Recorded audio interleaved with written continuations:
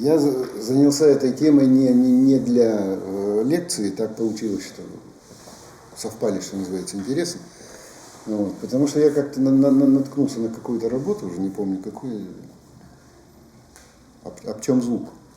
Стал разбираться. И вот с маленьким человеком там нагородили удивительный огород и совершенно запутали, по-моему, а потом я стал смотреть, что детям предлагают в качестве подготовки к ЕГЭ.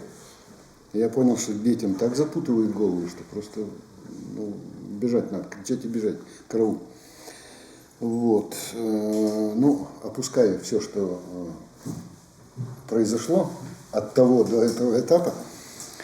Вот. Поэтому вот, в нашем случае надо начать с терминологии. Вообще, что такое маленький человек? Кто такой маленький человек? Дело в том, что Белинский, который впервые употребил это понятие, дал его очень путанное определение, вернее даже не определение, а описание, причем даже описание от противного.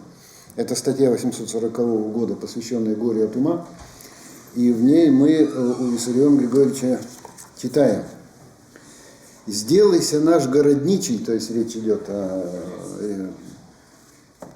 городничем из ревизора, «сделайся наш городничий и генералом, и когда он живет в уездном городе, горе маленькому человеку». Вот впервые появляется это. Если он, считающий себя не имеющим чести быть знакомым с господином генералом, не поклонится ему или на балу не уступит ему место.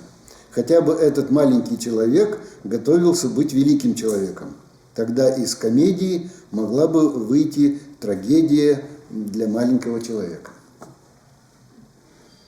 Вот если резюмировать то, что написано Белинским, вообще надо сказать, что Иосиф Виссарионович российской критики, так скажем. Виссарион Григорьевич был большим путаником. У него есть статьи очень прозрачные, очень внятно, логично и четко написанные, а есть статьи, в которых там рациональное зерно вычленить очень трудно из речевого потока. Так вот, это вот определение относится ко второму разряду. Это вот такой речевой поток. Если представить, то получится, что... И у него маленький человек может, оказывается, столкнуться с генералом на балу. Что это за маленький человек, которого вместе с генералом пригласили на бал? Это первый момент. И второй момент. Если не поклонится. А если поклонится, он что, перестает быть маленьким человеком? И третий вариант. Даже если он не поклонится, обязательно все в трагедию превратится? Или просто генерал не заметит, что с ним не поздоровались или ему не уступили место и так далее. В общем, зафиксирую только одно. Белинский впервые употребил это понятие «маленький человек», ввел его в оборот и зафиксировал как какое-то явление, не очень значимое, не очень важное, не очень существенное и так далее. Но он это понятие зафиксировал, он это явление зафиксировал. Дальше он будет много говорить о маленьких людях, особенно применительно к Гоголю, особенно применительно к Шинели, но там он тоже будет говорить, опять же, очень специфично, и к этой специфике мы вернемся еще. А пока обратим внимание вот на какой момент. Во-первых, у Белинского зафиксирована социальная дистанция. Причем социальная дистанция по вертикали. Вот есть генерал, и есть тот, кто стоит гораздо ниже него на социальной лестнице. За эту идею замечательно ухватилось советское литературоведение, и, собственно говоря, маленький человек в русской литературе должен был благодарен советскому литературоведению и советской власти за то, что она подняла его на пьедестал. Потому что в логике советского литературоведения мысль о маленьком человеке, который восстает против неправого мира, несправедливого мира, который испытывает все тяготы этого мира, а потом сбрасывает его со своих плеч и утверждает свой мир, что называется, это вот апофеоз истории, это вот как бы такая конечная точка истории, прошлое и начало новой эры когда весь мир насилием мы разрушим до основания, затем мы новый мир построим. И так далее. Вот они там потом и строили его. И поэтому отсюда, собственно говоря, и такое усиленное внимание нашего советского литературоведения к этой теме в русской литературе, хотя в самой русской литературе этой теме значение придавалось гораздо меньше, чем то, на котором настаивало наше отечественное литературоведение. Так вот, если обращаться к терминологии, я уже опускаю некие логические звенья, они не интересны, вернемся к результату сразу. Итак,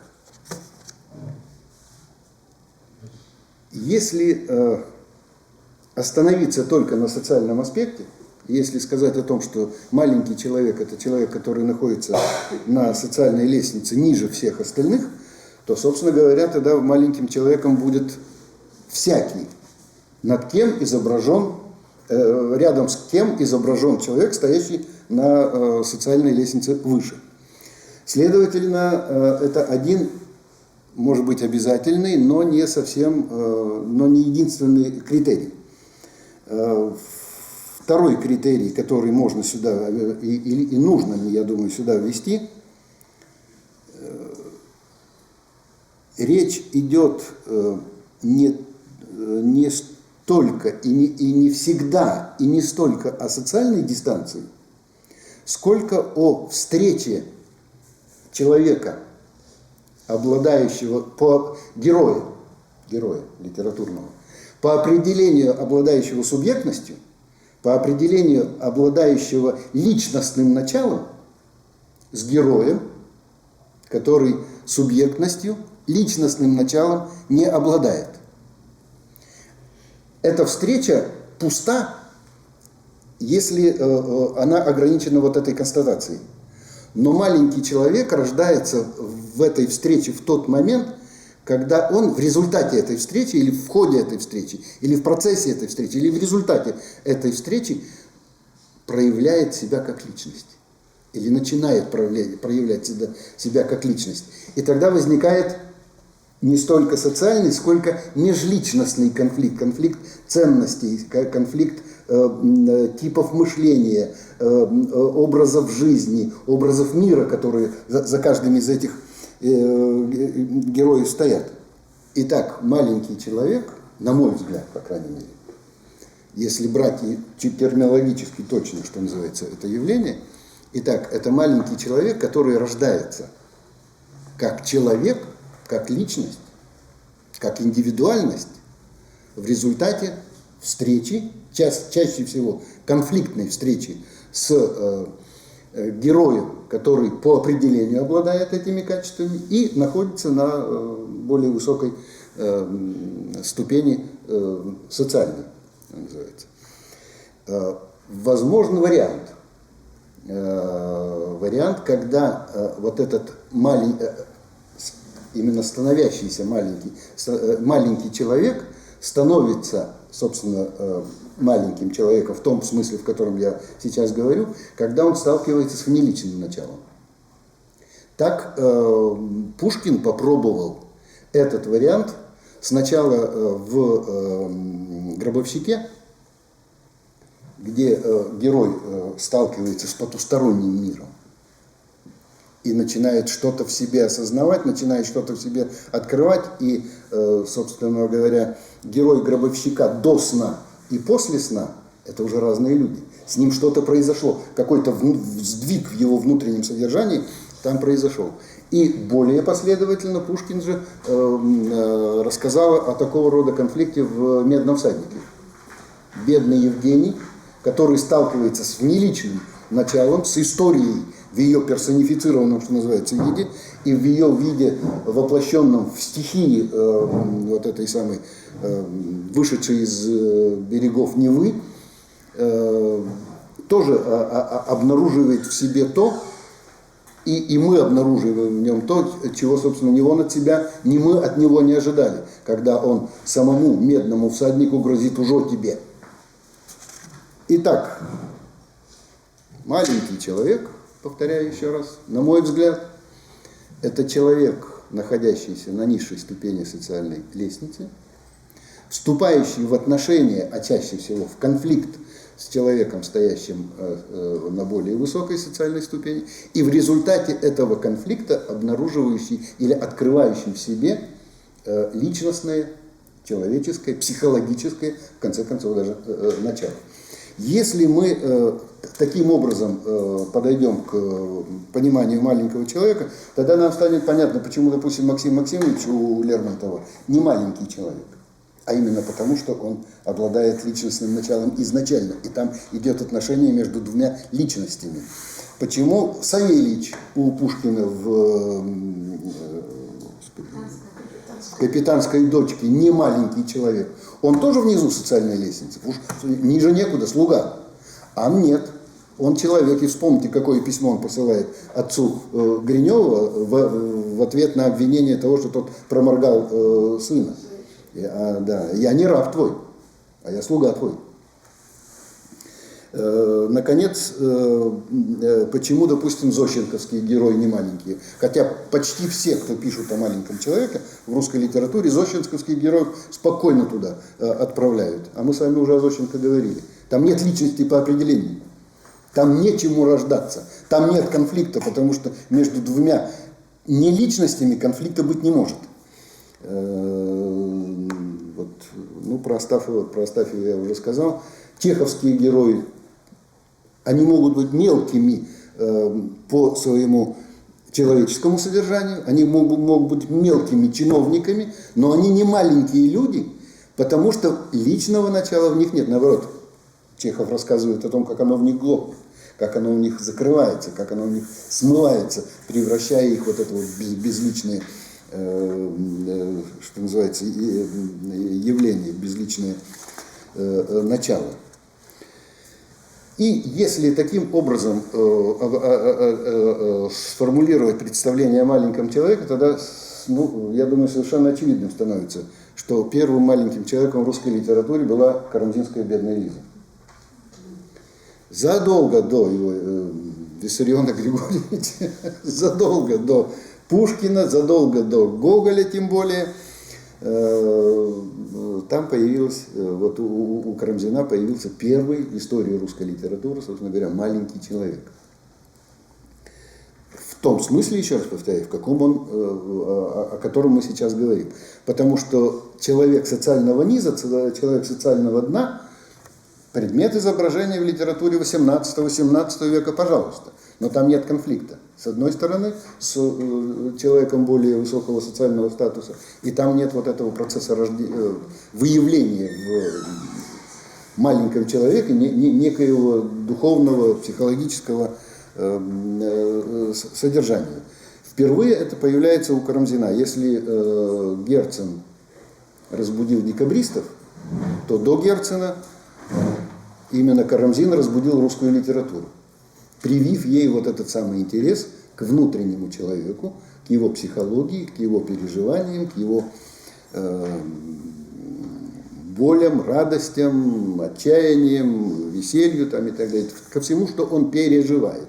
Не что он делает, а что он переживает.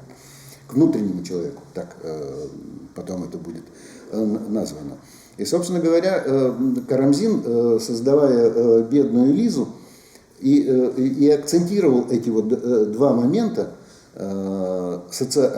социальная разница, все-таки Лиза поселянка, Эраст дворянин, разница между ними большая. Потом Пушкин в «Барышне-крестьянке» начал этим играть, когда его героиня искусство так, переодевается в крестьянку и так далее, и там начинается эта игра. Но для Пушкина это очень характерно, мы к Пушкину в этом смысле еще вернемся. Вот. А у Карамзина там все без игры, там все очень серьезно. И этот, собственно говоря, двойной конфликт социальный, с одной стороны, которого они не осознают, но читатели чувствуют, которого герои не осознают, но читатели чувствуют, с одной стороны, и этот конфликт внутренний, когда, собственно говоря, для Эраста Лиза это человек, вызывающий у него корыстный, так мягко скажем, интерес, а для Лизы Эраст это объект ее любовных переживаний, это ее мук, ее надежд, ее чаяний там, и так далее, и так далее. Вот эта почка, из которой потом все, собственно говоря, начнет развиваться. Безусловно, у Карамзина нет того, что есть уже потом уже у Пушкина, что будет, вернее, у Пушкина, что будет у Гоголя, что будет у Достоевского. У него нет острого социального конфликта, там все сглажено. Там бедность Лизы, она же очень аккуратная, она очень опрятная, такая опоэтизированная бедность. Она зарабатывает тем, что собирает и продает цветы. Понимаете? Не картошку, не свеклу, не морковь, а цветы. Мама там вяжет носочки и тоже выставляет на продажу и так далее. Там все очень аккуратно, и, сдержанно, опоэтизировано. И главная задача Карамзина заключается не в том, чтобы изобличить Эраста. Главная задача Карамзина не в том, чтобы изобличить вот этот социальный конфликт и расковырять его и сказать, вот видите, какие у нас отношения между поселянками и дворянами, видите, какие сукины дети дворяне, какие... Его задача вызвать сочувствие к Лизе. Вот к той героине, которая в русской литературе героиней никогда не была. Мужик царствовал в русской литературе до Лизы. Мужчина был предметом внимания, уважения, восхищения, осмеяния и так далее, и так далее. Женщина была всегда в стороне, а тут раз и на первое место поставлена, а тут раз и стала главной героиней, а тут раз и говорит, а посочувствуй, а посопереживай, а пойми, а самое главное, переживи с ней то, что она пережила, окунись в эту глубину, и они стали окунаться, как известно, после того, как карамзинская бедная Лиза вышла из печати, многие девушки попытались топиться в результате своей несчастной любви в этом Симоновом озере и так далее. Окунулись, в общем. Вот. На какое-то время о бедной Лизе и об этой вот почке русская литература забыла. Она занималась другими темами, другими проблемами. Собственно говоря, она просыпалась. Вот Карамзин ее разбудил, и литература 800-х, 810-х годов – это просыпающаяся русская литература, которая с изумлением открывает для себя то, что, собственно говоря, для европейской литературы уже было открыто. Оказывается, есть человек. Оказывается, он способен переживать. Оказывается, он может переживать и так, и эдак, и пятым, и десятым образом, и так далее, и так далее. Она, вот этот огромный мир начинает радостно вот, ухватывать, запечатлевать, осваивать, и так далее, и так далее. И, собственно говоря, второй раз тема маленького человека или образ маленького человека возникает в русской литературе тогда, когда она начинает чувствовать, что она в этом новом мире освоилась. Что она его освоила, что она его как бы присвоила и уже свободно себя в этом мире чувствует. Тогда-то и появляется, собственно говоря, пушкинские повести Белкина. Когда начинается игра с этими сюжетами, с этими известными, с теми сюжетами и мотивами, которые раньше осваивались как не игровые, как совершенно серьезные. И тогда появляется, собственно говоря, и станционный смотритель. Это явная отсылка к Карамзину, это явная отсылка к бедной Лизе и перелицовка карамзинского сюжета на пушкинский лад, и именно на игровой лад.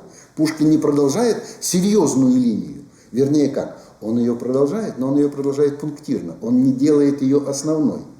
Да, в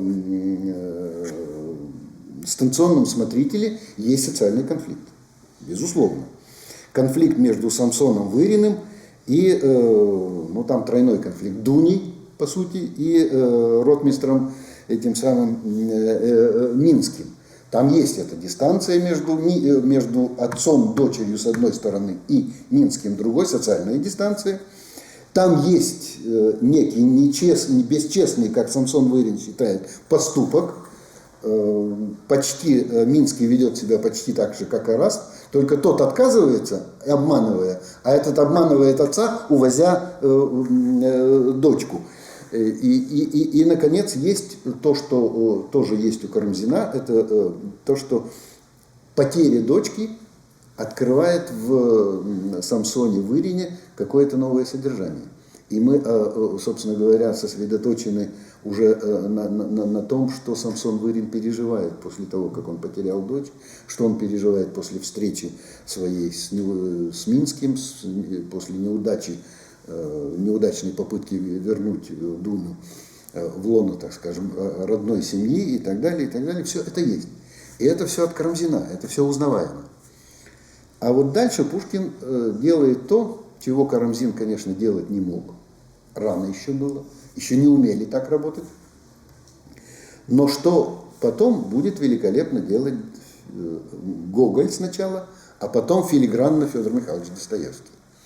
Он начинает переворачивать этот сюжет другой стороной. Он по существу говорит о том, что вот в этих отношениях маленького человека и, условно говоря, большого человека, если его позицию взять, да, не все так просто. Что маленький человек заслуживает не только сочувствия, маленький человек заслуживает не только сопереживания, а он заслуживает того, чтобы к нему внимательнее присмотрелись. И когда мы начинаем внимательнее присматриваться к тому, что происходит на постоялом дворе, а потом и в городе, куда Самсон Вырин едет за своей дочкой, то оказывается, что действительно маленький человек, он, во-первых, не такой уж и маленький, а во-вторых, не так прост, как кажется. Вот Лиза была проста. Хотя в этой простоте Карамзин зафиксировал очень сильный импульс.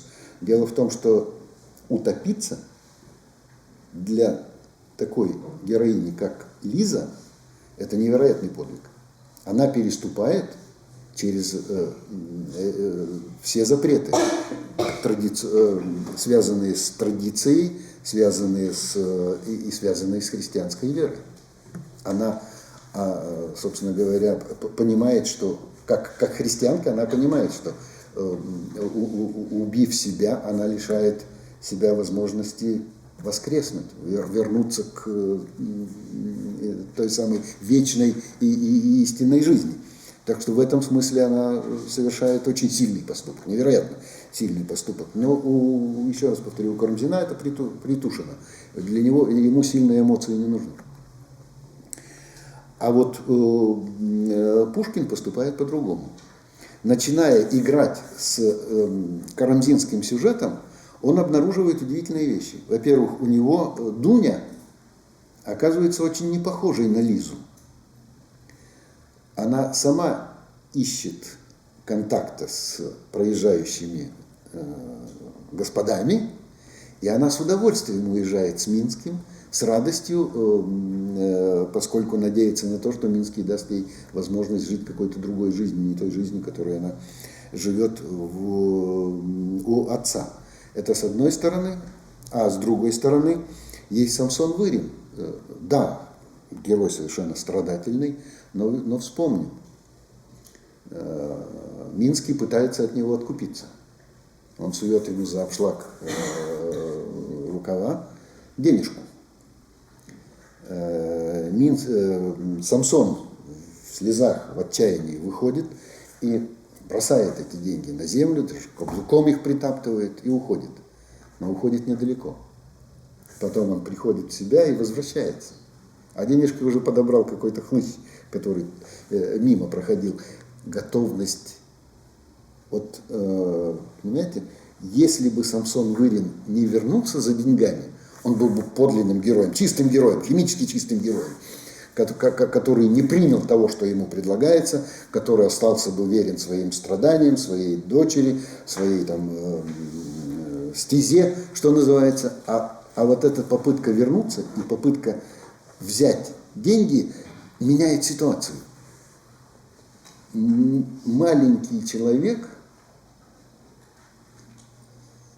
который раньше был способен только на благородные поступки, оказался способным на поступки, не то чтобы неблагородные, а общие, массовые, те, которые совершает большинство людей. Он не герой в этом смысле. И для Пушкина это был очень важный момент, связанный не с тем, чтобы разоблачить маленького человека. Пушкин, дело ведь в том, что, посмотрите, я все искал аналогии, недавно нашел. Пушкинский мир это мир зоны братьев Стругацких. В этой зоне сосредоточена масса артефактов. Есть единичные артефакты, есть, что называется, тиражные артефакты. Каждый из них удивителен, каждый из них великолепен из этих артефактов. Но до сих пор еще никто не смог собрать их в одно целое и восстановить тот мир, который создал эти артефакты. Вот реконструировать ту цивилизацию, которую эти артефакты создала, ни у кого не получается. Вот у Пушкина, с Пушкиным то же самое. Его художественный мир – это масса артефактов, каждый из которых великолепен, каждый из которых изумителен, с каждым из которых мы более или менее разобрались, как работает «Капитанская дочка», как работает Евгений Онегин, как работает повести Белкина и так далее. Но собрать их в единый мир, непротиворечивый, у нас не получается. Вот этот пушкинский мир восстановить невозможно без того, чтобы какие-то детали не оказались лишними. Ни у кого еще не получилось собрать этот мир, чтобы все детали туда вошли в каком-то непротиворечивом, что называется, единстве. Так вот, Пушкин, грубо говоря, отработал тему с маленьким человеком и забыл ее. В «Медном всаднике» он вернется, но он вернется к этой теме маленького человека прежде всего потому, что его интересовала сами возможности вот этого конфликта человека с внечеловеческой силой, с внечеловеческой стихией, с внечеловеческим началом. Поэтому вот я спокойно ставлю рядом «Гробовщика» и «Медный всадник», потому что пружина там примерно одна. И механизм, который эта пружина запускает, тоже примерно один. Механизм, связанный с тем, что человек, столкнувшийся с этой стихией, осознавший свою действительно малость, ничтожность перед этой нечеловеческой силой, все-таки открывает в себя какое-то новое содержание, открывает в себе какие-то новые стороны, новые грани. И мы вместе с автором и переживаем, и восхищаемся, и удивляемся, и так далее.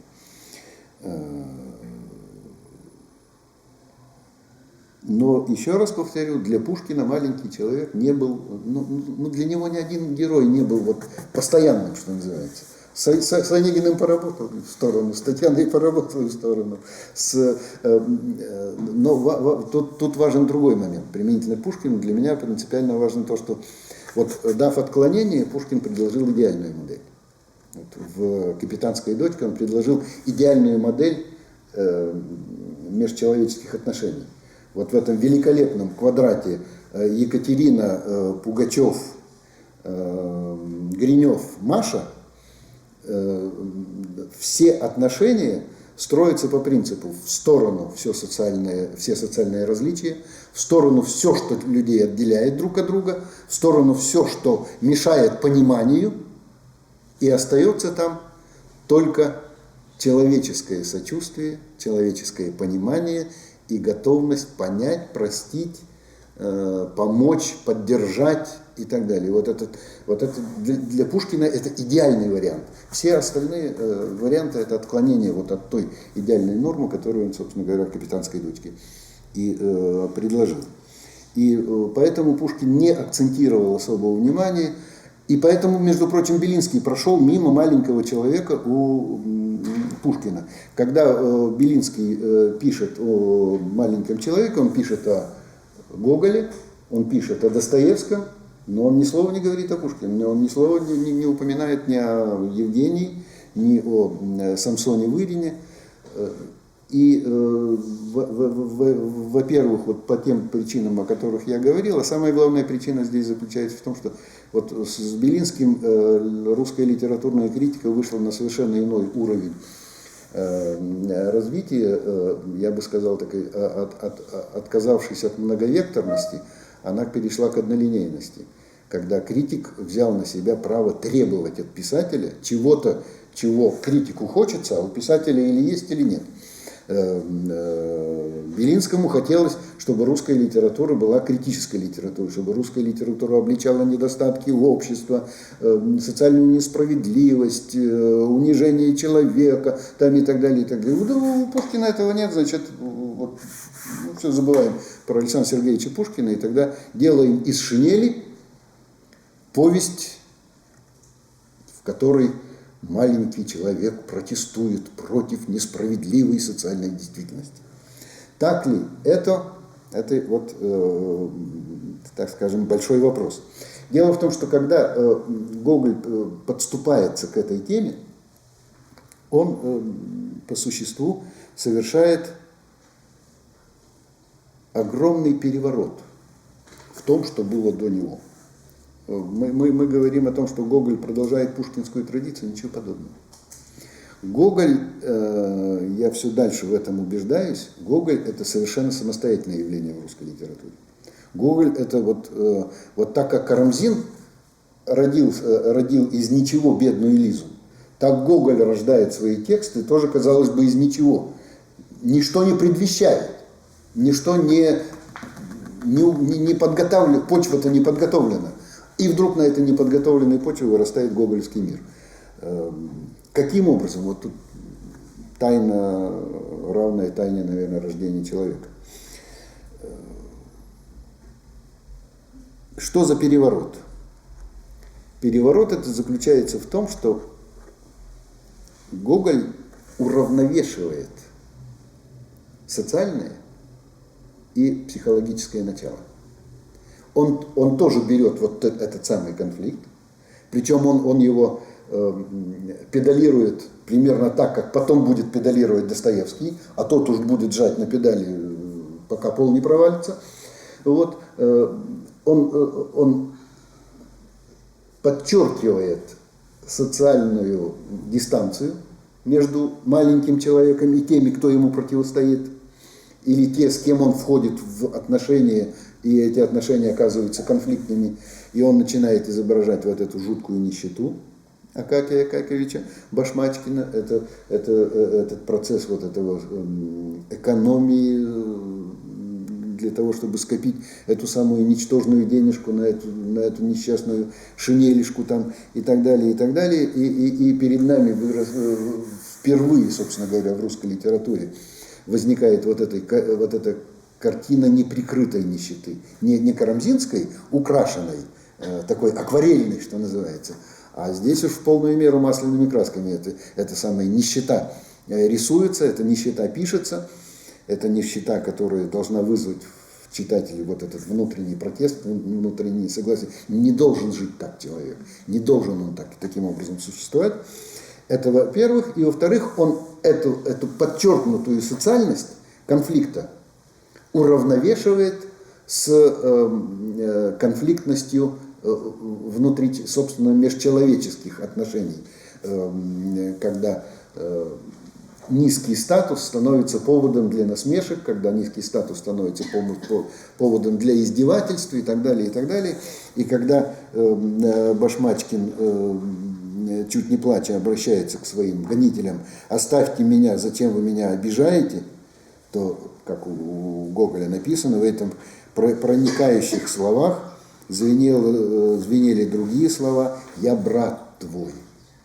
Задача Гоголя впервые в русской литературе, он впервые сформулировал эту задачу, вызвать не только сочувствие к своему герою, не только сочувствие к Башмачкину, но и представление о том, вызвать четкое представление о том, что люди братья, что люди не должны вести себя так, как они себя ведут, что между людьми не должно быть этих барьеров, не должно быть того, что их разделяет, не должно быть того, что их отличает, что эти барьеры, эти препятствия, эти разделяющие силы, эти силы не античеловеческие. антигуманные.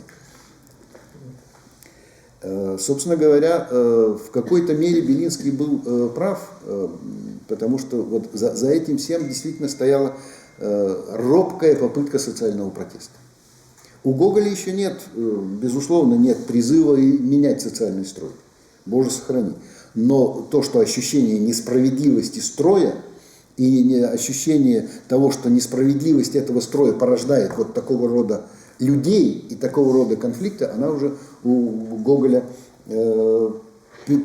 присутствует. Но если бы дело обстояло только так. Дело в том, что есть еще вторая часть «Шинели», где умерший Башмачкин возвращает таки себе утерянную ценность. Это тоже очень важный момент. Еще раз повторяю, Гоголь не призывает к социальному бунту. Гоголь не призывает к смене существующего строя. Для Гоголя этот мир, хоть и несправедлив, но он неотменим. Его ничем не заменить. Он несправедливый, но он неотменимый. Справедливость может навести только высшая сила. Справедливость может вот прийти у Пушкина в «Капитанской дочке», она приходит от Екатерины и Пугачева, а здесь она приходит от потусторонней и нечеловеческой, что называется, силы. И для Гоголя это тоже принципиально важно. Мы уже говорили с вами о том, как в «Мертвых душах», вот у Гоголя на этом, как бы на пустыре. Пустырь – это не просто земля, на которой ничего не растет. Это корка, под которой кроются несметные силы. Вот эти несметные силы крылись в Башмачкине, когда его травили и гнали, и выхлестнулись, и навели порядок, что называется. Это гоголевский мир. Еще раз повторяю, такого мира не было, у Пушкина не было. До Гоголя такого мира не было, и такого подхода, и такого решения не было. И, собственно говоря, маленький человек у Гоголя вот этим и локализован. Поэтому выходов-то таких, которые потом будет делать Достоевский, не будет. Поэтому вот развитие темы маленького человека в русской литературе всегда связано с неким поворотом, с неким переворотом в логике развития литературного мышления. Федор Михайлович Достоевский. Вот тот уж постарался насчет маленького человека вовсю, что называется, прыть. Начиная с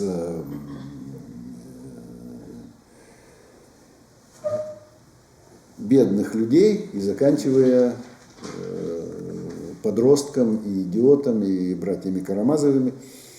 Там мы так или иначе встречаемся либо с неразвитой, либо с полуразвитой формой такого вот конфликта, в котором присутствует маленький человек и некое начало, которое ему противостоит, и этот маленький человек там корчится под воздействием этих сил и пытается как-то выбраться из-под этого пресса, на который на него обрушивается.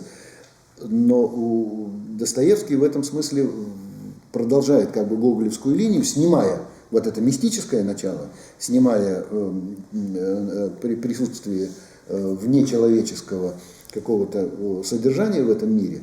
Он полностью погружает героя в социальную среду, он полностью завязывает человека на социальную среду, но при этом, опять же, и актуализирует, и в значительной степени усиливает то, что эта социальная среда не каждого человека как бы поглощает, не каждого человека растворяет в себе, а остаются некие островки, остаются некие герои, которые пытаются противостоять этому общему потоку, которые пытаются бороться с этим общим потоком, которые отстаивают свое «я» в этом процессе обезличивания людей, в этом процессе расставления их каждого на свой шесток, что называется.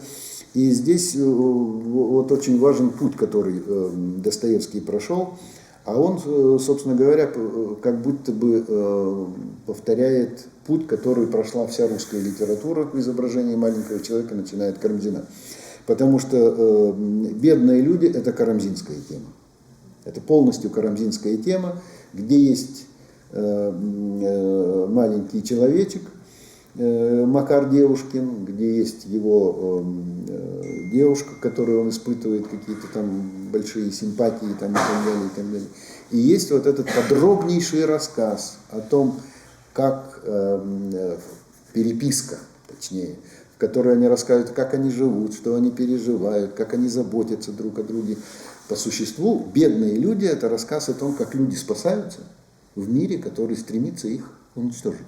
В мире, который стремится их свести к нулю. В мире, который стремится стереть их вот в эту общую пыль, что называется. И они благородно этому противостоят. И в этом смысле они уже как бы так, не совсем маленькие люди. Изнаночная часть здесь еще закрыта. Но вот дальше Достоевский пойдет пушкинским путем. И допустим, в «Братьях Карамазовых» один из самых пронзительных фрагментов «Братьев Карамазовых» – это рассказ по существу о Илюше Снегиреве и его отце штабс-капитане Снегиреве, том самом штабс-капитане, которого Дмитрий Карамазов, Дмитрий Карамазов истрепал, побил, обозвал его бороду там какой-то мочалкой и так далее. Это все в присутствии Илюши, который очень тяжело пережил это оскорбление своего отца, оскорбление, которое было нанесено его отцу. Это все усиливалось тем, что над этим Илюшей потом стали смеяться и издеваться его друзья, называя его рыжей мочалкой там, и так далее. И в эту историю, не зная этой истории, вклинивается Алеша Карамазов. И вот эта самая замечательная встреча Алеши Карамазова сначала с Илюшей, а потом уже в доме, в квартире Снегиревых с штабс-капитаном Снегиревым, этот тяжелейший рассказ о том, как они живут. А они не живут, а выживают. Вот тут гоголевское начало, я же говорил, что Достоевский педалировать начинает. Тут Достоевский не жалеет читателей и расписывает нищету, и расписывает бедность, и расписывает униженность, и расписывает оскорбленность, что называется, этих людей, ну так, что слезы текут, что называется, невозможно терпеть все это. Но при этом, вот, акцентируя эту сторону маленького человека, Достоевский вслед за Пушкиным говорит: ребята, не все так просто, не все так однозначно. И этот Илюша, который остается верен своей мысли о том, что он перебьет всех этих парней, всех этих ребят, которые в него камни бросали, я их перебью поодиночке. Он входит в рассказ с этой мыслью и выходит из рассказа с этой мыслью о мести. И штабс-капитан повторяет то, что повторяет поступок Самсона Вырина. Он первый раз отказывается брать деньги у Алеши и объясняет это совершенно логично и, я бы сказал, даже героично. А что будет обо мне думать сын? Что я поменял честь на деньги? Я не могу так поступить. Честь для меня дороже денег там, и так далее, и так далее. Но на втором заходе он эти деньги берет. Потому что ситуация безвыходна. Он понимает, что не возьми он эти деньги, они с голоду перемрут. И Илюша, и его мать, и он сам, они с голоду там все перемрут. Достоевский, вот, понимаете, тут разница. У Пушкина Самсон Вырин не был в тупике. У него были варианты. Как бы жизни без дуни. Но он выбрал не лучший вариант, он стал пить и, собственно говоря, спился и умер. Но у него были другие варианты. Достоевский загоняет своего маленького человека в угол, вот в безвыходное состояние. То самое безвыходное состояние, из которого выход только один, выходов только два. Или сломаться, вот как штабс-капитан Снегирев сломался, Или взбунтоваться. Но тогда взбунтоваться так, как взбунтуется Раскольников. И начнет крушить старушкам голову. И вот тут как раз и формируется вот тот самый важный момент, вернее, формируется тот поворот или переворот, который произойдет у нас на рубеже 19-20 века. В русской культуре и в русской литературе. Дело в том, что если взять вот то, о чем мы по частям с вами говорили, как некий единый процесс, то открывается очень любопытная картина. Логика этого процесса сводится к тому, что с одной стороны маленький человек превращается в полноценного героя, равного другим героям, и в этом смысле и Илюша Снегирев, и его отец стоят примерно на одной плоскости с братьями Карамазовыми и со всеми остальными героями этого романа. Это во-первых, а во-вторых, он постепенно выталкивается вот в то пространство, которое можно определить так: непринадлежность этому миру. Сейчас я поясню, о чем я говорю. Вплоть до Достоевского и Чехова русская литература отличалась одной общей особенностью. Суть этой особенности сводится к следующему. Автор мыслит себя как принадлежащий миру, которому принадлежит герой. Они люди одного мира, часто одного социального статуса, часто близкие по духу, часто близкие по образу жизни, мысли и так далее, и так далее, и так далее.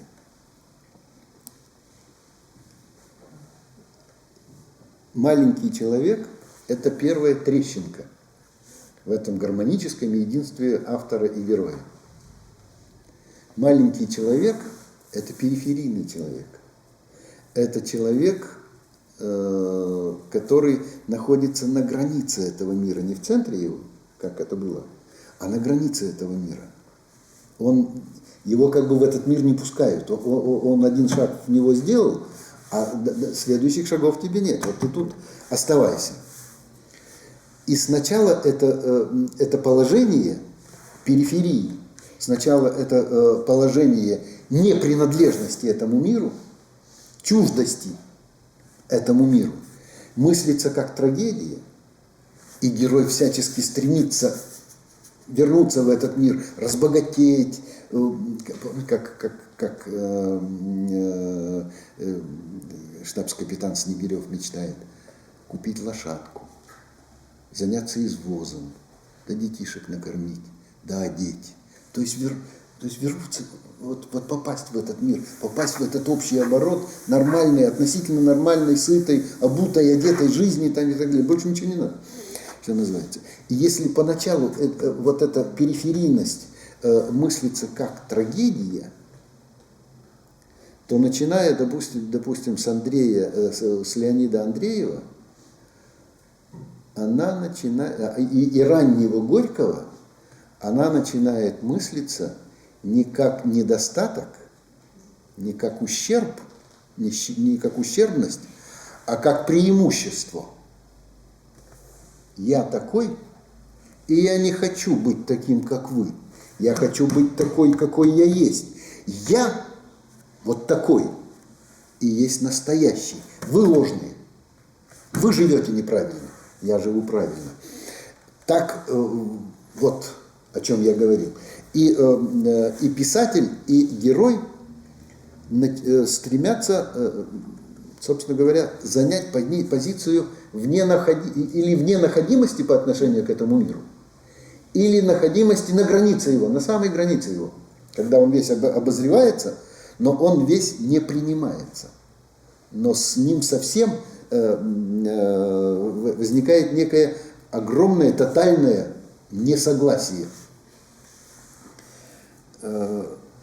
Так русская литература через Достоевского, через Чехова, через Леонида Андреева переходит к новой стадии своего развития. Она переходит к тому, что мы на сегодня называем историческим авангардом.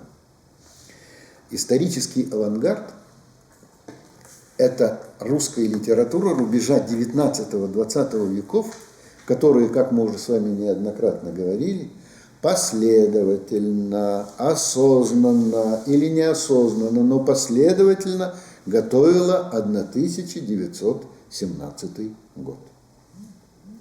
Готовила, выдвигая в качестве основного героя бывшего маргинала, бывшего униженного и оскорбленного, который свое унижение и оскорбление мыслил как свое неотъемлемое право, как повод и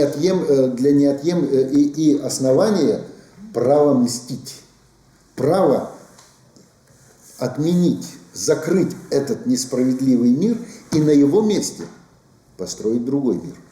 Построить мир, в котором мы будем хозяевами. Вот те, кто были рабами, те, кто были изгоями, те, кто были маргиналами, мы встанем в центре и начнем строить свой мир.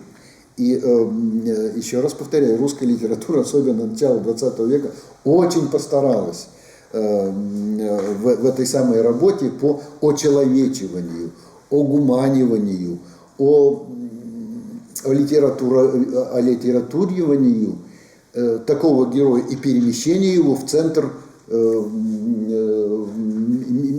художественного мира. Даже в даже в Горьковской матери, вот если вы посмотрите, путь Павла Власова, так это вот этот самый путь. От изгоя, от того, кто занимает низшую ступень в социальном начале, пил, как все, гулял, как все, не думал ни о чем. А потом раз, и он начинает переосмысливать свой статус совершенно иначе. Ага, так мы же хозяева, мы же право имеем. Это он так вокруг оглядывается и говорит, так это же все мое, а не их.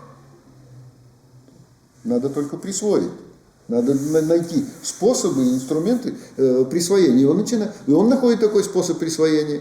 Революция. Ну, последовательно идет этим путем. Поэтому отсюда безбрачие, отсюда отношения с матерью, не как с матерью, а как с товарищем по борьбе. Все отсюда вытекает. Вот так рождается новое представление о маленьком человеке. Маленький человек из объекта сочувствия, из объекта сопереживания, из объекта сожаления по поводу его судьбы становится объектом восхищения, становится объектом героизации, становится объектом оказавшего, еще раз повторяю, перемещающимся в центр мироздания. Он главный оценщик, он главный исполнитель, что называется. Возникает вообще совершенно замечательная такая позиция, которую занимают все писатели этой эпохи, начиная с Маяковского и заканчивая Булгаковым. Это где Маяковский и где Булгаков, но тем не менее их такой подход основательнейшим образом объединяет.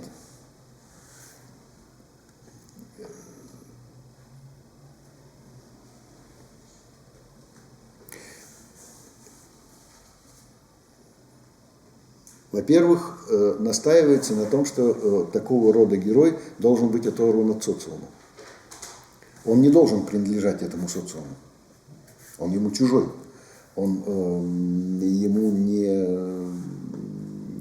с ним не должен быть никоим образом связан.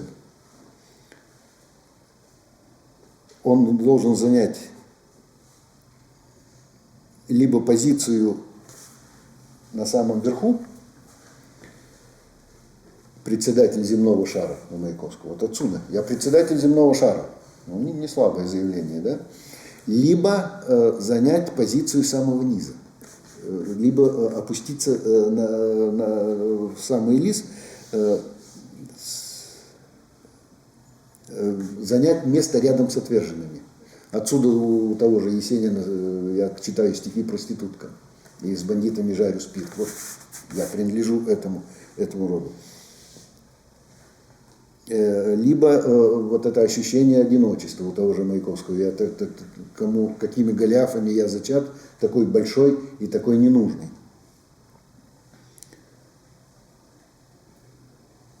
И, наконец, самая главная тема – это захват власти отверженными. Эта тема проходит практически через всю русскую литературу от рубежа 19-20 веков. Захват власти отверженными.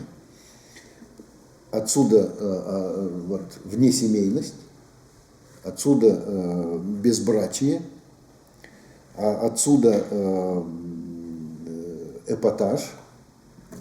Вот я люблю смотреть, как умирают дети, это проявление и вот этой бессемейственности, что называется, герои, и стремление подчеркнуть вот непроходимую дистанцию между собой и всеми остальными. Отсюда движение, представление о правильной эволюции как движение не от природы к культуре, а наоборот от культуры к природе. Отсюда вот эти есенинские совершенно замечательные циклы. Вот. Словом, исторический авангард начинает рождать революционера. Сначала в сознании читателей, в литературе, а потом все это подхватывается политическими силами, и, еще раз повторяю, реализуется в событиях октября 1917 года, где действительно кто был никем, тот стал всем. И, собственно говоря, под этим лозунгом революции подходит, когда мир народам, земля крестьянам, заводы рабочим, это и есть расшифровка вот этого самого тезиса о том, что, как это сказано в Библии, и последние станут первыми. Вот этот библейский мотив последних, которые становятся первыми, тоже здесь принципиально важен, поэтому литература начала XX века, она так много берет из Писания, она очень много берет из христианской мифологии и христианской образности, и использует эту мифологию, эту образность в полном, что называется, объеме. Потому что они видят в Христе своего единомышленника. Он же тоже тот, кто из никого стал всем.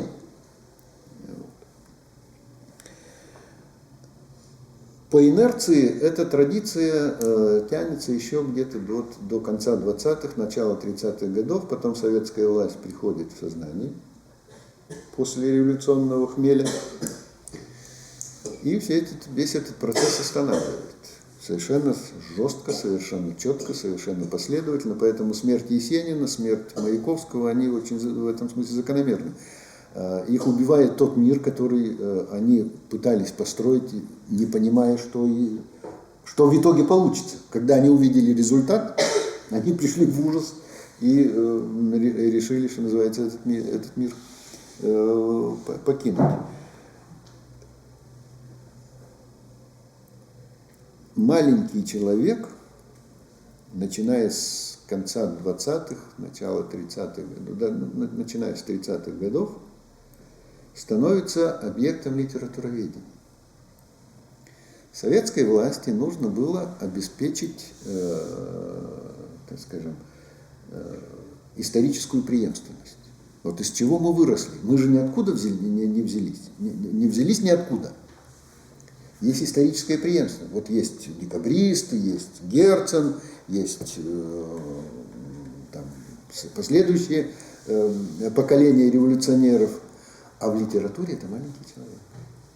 В литературе это маленький человек, который противостоит, который борется, у которого, не хватает сил, потому что партии же нет еще большевистской. Вот была бы большевистская партия, Самсон Вырин вступил бы в нее и вернул бы себе свою дочку, а ротмистру в голову свернул, как классовому врагу. Некому было объяснить Самсону Вырину, как надо поступать в этих случаях. А вот тут нашлись. Но маленький человек в жизни-то никуда не делся. Социальные различия остались, социальные иерархии остались, межличностные отношения, они только в идеале, кажется, что все люди братья, а ничего подобного в реальности-то и нету. И началась очень интересная трансформация этого маленького человека. Вот одна из таких конечных фаз или конечных линий этой трансформации – это как раз Зощенко. Зощенко, который лишает своего героя личностного начала, рефлектирующего начала. Зощенко, который полностью растворяет своего героя в социуме, он по существу ставит крест на таком изводе маленького человека. Это страшный человек. У Зощенко этот его герой, он не маленький человек, он просто страшный человек. Человек асоциальный, человек аморальный, человек, существующий с животными рефлексами, а не какими-то другими, что называется, способами существования в этом мире. Это раз. Второе, это вот тема, особенно ушедшая в кинематограф и присутствующая в литературе, и особенно ушедшая потом в кинематограф, это тема превращения маленького человека в большого человека. Как? Совершенно верно. Светлый путь – это вот самый лучший, самый яркий, самый наглядный вариант вот этого процесса. Вот мы настолько справедливое общество, что у нас нет маленьких людей. Каждый может, в нашей стране каждый может стать героем. Каждый может стать победителем социалистического соревнования, каждый может достичь каких-то небывалых успехов и так далее. Все зависит от тебя. У тебя есть все возможности, и все зависит от тебя. На какой уровень развития ты выйдешь, какого результата ты достигнешь там, и так далее. Но это была официальная версия. Неофициально в реальности ситуация, конечно, была гораздо сложнее и гораздо драматичнее. Сейчас мы должны... У нас есть еще время? Который час? Чтобы я сориентировался. Успею. По крайней мере, контурно. Успею.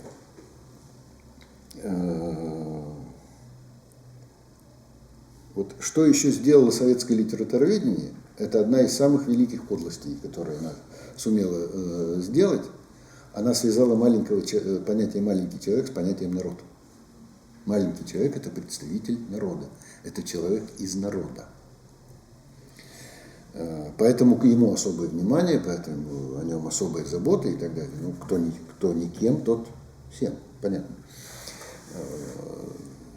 Вот кто мне скажет, что такое народ? А я не люди, а мы с вами не народ. А кто тогда народ? Дело в том, что в советской традиции там же существовала негласная позиция. Есть народ, а есть интеллигенция. Что такое народ? Общность людей. Общность людей, которые объединены чем, если общность? Что в них общего? Какой-то идеей, наверное. Ой, а разве идеями живет общество? Не только идеями, но и религией. Вот есть гораздо более, мне кажется, что есть, мне нравится, по крайней мере, очень неприятное, но очень точное, как мне кажется, определение, которое дал Игорь Павлович Смирнов. У него есть совершенно замечательная работа.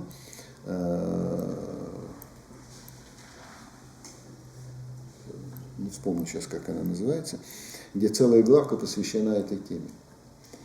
Он говорит о том, что народ, вернее, что всякий социум на любой стадии своего развития неизбежно делится на две неравных части. Первая – креативная часть.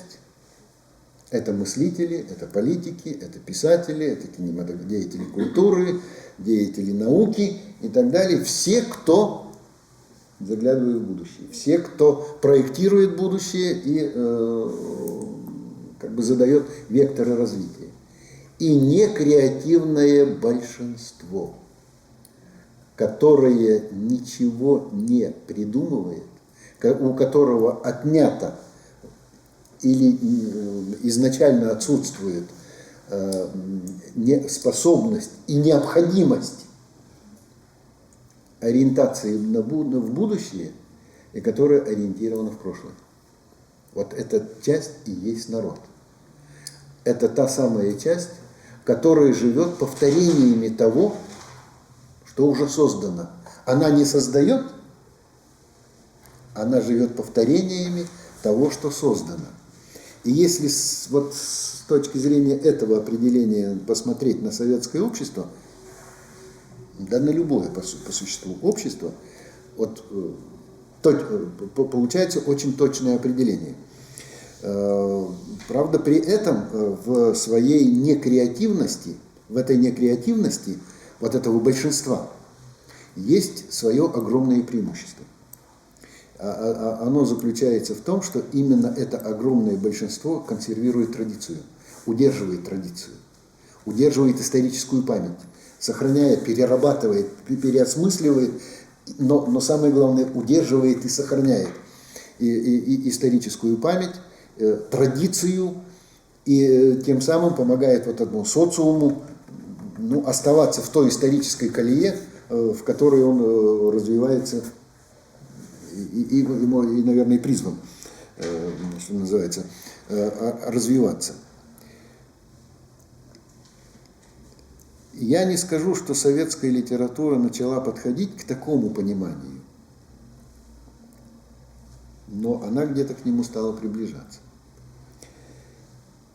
И вот есть два человека, по крайней мере, два писателя в нашей литературе до 1991 года, которые удивительнейшим образом почувствовали и переосмыслили вот такого рода маленького человека. Это Шукшин и Высоцкий. Вот при всей разнице есть огромные связывающие их содержательное начало. Дело в том, что если на уровне тезисов, если на уровне пропаганды, если на уровне идеологии советская власть провозглашала равенство всех и заявляла о том, что всем открыты все пути и все дороги, то на практике она закрепляла и консервировала социальную структуру общества. Не все, и не всегда, и не для всех, и не все пути открыты. Помните замечательные, замечательные по своей безнравственности тезис времен Леонида Ильича Брежнева: где родился, там и пригодился. Вот оно, прямое закрепление. Родился в деревне и живи в деревне, и не рыпайся. Мало ли, что тебе паспорт дали. Иосиф Виссарионович в этом смысле был гораздо более искренним. Он просто не давал крестьянам паспорта и все. Сиди там в своей деревне. Вот. А здесь паспорт дали, но при этом сказали: не, никуда ты с этим паспортом не суйся. Вот. И маленьким, вот в нашем с вами определении, оказался человек вот этого некреативного большинства, который начал понимать, что его дурят, который начал понимать разницу между идеологией и практикой, и который отнесся к этой разнице совершенно неравнодушно. Вот все шукшинские герои – это герои, которые стремятся спорхнуть со своего шестка, с того шестка, который предписан этому герою. Ему реальность говорит, сиди здесь, а он говорит, а нет, а мне не нравится, а я не хочу, а я не буду. И, собственно говоря, Шукшин переворачивает суть того конфликта, о котором мы говорили применительно к маленькому человеку. Если там социальная среда, вернее, и там, и тут социальная среда заставляет героя как бы реагировать и проявлять себя, здесь ситуация переворачивается. У Шукшина человек не столько, как вот там герой пытался вернуться, там герой пытался укорениться в той системе, которая его отталкивала, которую он говорит, ты мне не органичен, ты мне не нужна, я тебя не хочу. Здесь, кажется, происходит то же самое, но происходит несколько иначе.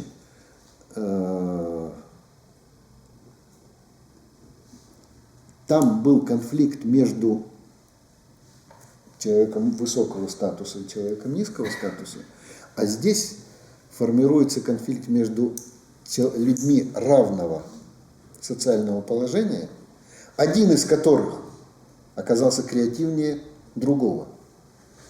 Собственно говоря, все конфликты, они вот у Шукшина вот выстраиваются в эту самую логику. Вспомните, самое наглядное, самое яркое, самое в этом смысле показательное «Калина красная», где Егор Прокудин – это вот человек, который выпадает и из той системы, которая его породила, он отказывается от уголовного мира, но он оказывается и не принадлежащим и этому миру, с которым он готов, что называется, соединиться, и в этом смысле трагический результат, трагический исход там безальтернативен, он по-другому не может закончить. Это вот человек просто выпавший полностью выпавший из любой системы. И у Шукшина вот этот чудик, вот критика почувствовала эту особенность Шукшина и начала называть его героев чудиками. Они действительно чудики.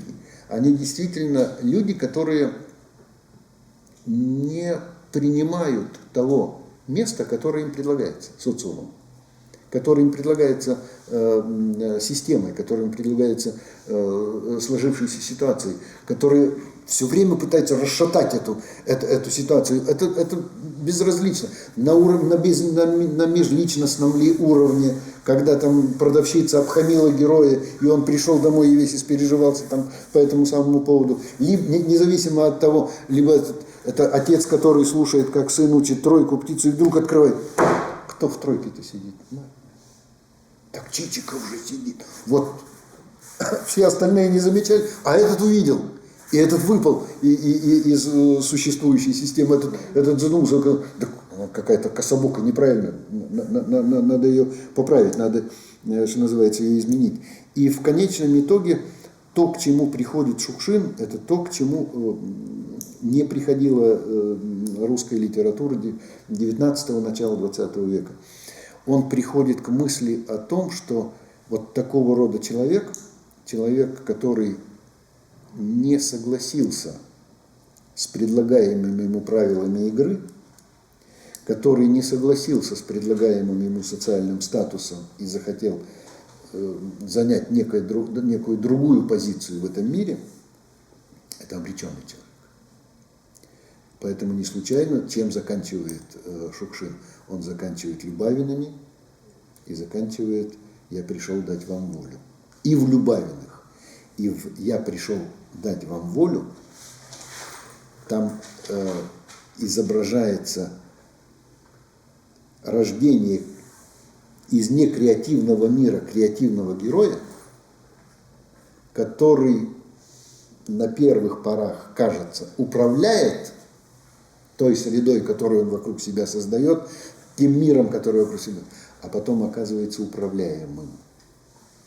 События начинают развиваться таким образом, что ухватывают и самого героя, подтолкнувшего, собственно, родившего эти события, и управляют этим героем, и в этом смысле его судьба совершенно трагическая. И я прекрасно понимаю, почему, допустим, очень не хотело наше киноруководство, чтобы Шукшин снимал «Я пришел дать вам волю», потому что легитимизация этого процесса, она могла сыграть очень сложную роль. Вот экранизация и превращение этого всего в визуальный. Ну, кто-то взял книжку, там прочитал или не прочитал, Бог его знает, и еще как прочитал. А здесь же сам Шукшин с его невероятным обаянием, да еще каких бы героев он набрал, это был бы фильм очень серьезной силы. То же самое это Высоцкий. Тот же самый тип героя. Креативный герой, рожденный некреативным миром. И каковы результаты, и каковы последствия этого существования, как или комически, или драматически, или трагически складывается судьба такого героя, но в конечном итоге и Высоцкий приходит к той же самой мысли, что и Шукшин, вот что их сближало и что их роднило, и что делало их такими очень близкими по духу и пониманию. И вот эта замечательная реакция Высоцкого на смерть Шукшина, уже ни Холодов, ни Ильин. Еще не Холодов, ни Ильин. Вот. Это та же самая мысль о том, что вот человек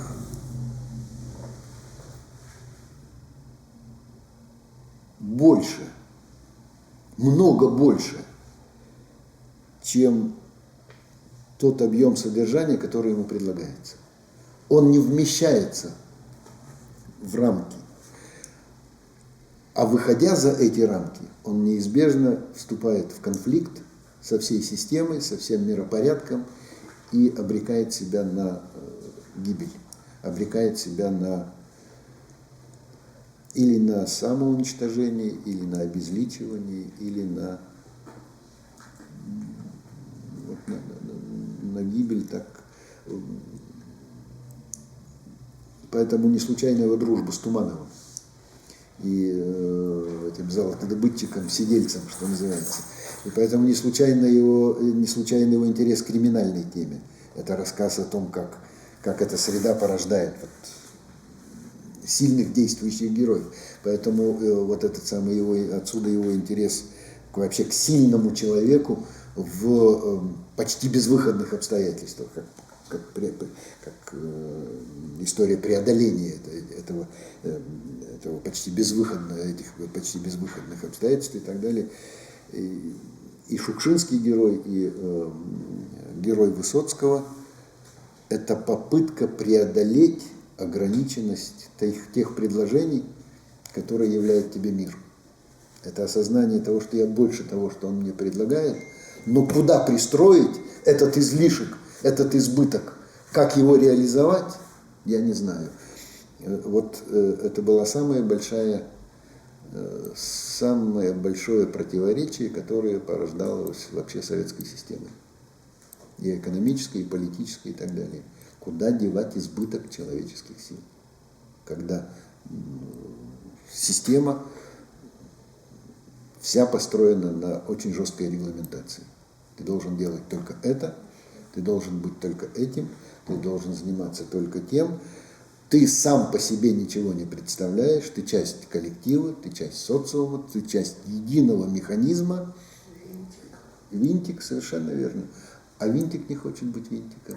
Винтик рано или поздно выпадает из машины и хочет быть самим собой. И начинает препятствовать, и эта машина начинает его перемалывать и так далее. И вот этот рассказ о маленьком человеке, как о человеке, который осознанно не хочет быть маленьким, который чувствует в себе большие силы, но не знает, куда их применить, но не знает, как их реализовать, когда социум не дает возможности их реализовать. Вот это вот трагедия Шукшинского и героя Высоцкого.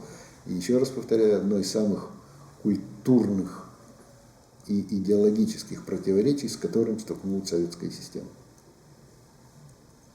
Спасибо. Спасибо.